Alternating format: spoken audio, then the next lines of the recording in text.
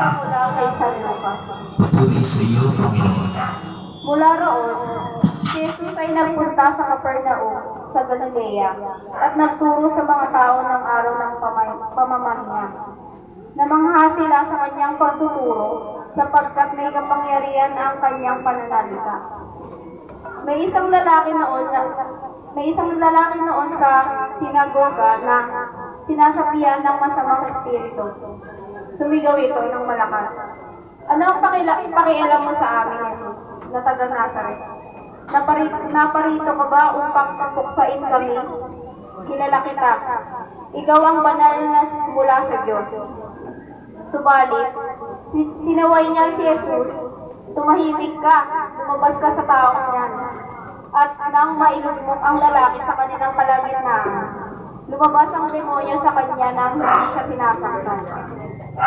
Namangha ang lahat ng nakasaksi kaya't nasabi nila sa isa't isa, ano ito? Makapangyarihan at mabisa ang kanyang salita.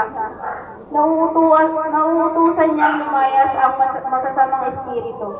At lumalayas naman sila. At kumalat ang balita tungkol kay Jesus sa buong lupain yun. Ang mabuting balita. Pinupuri ka namin, Panginoon.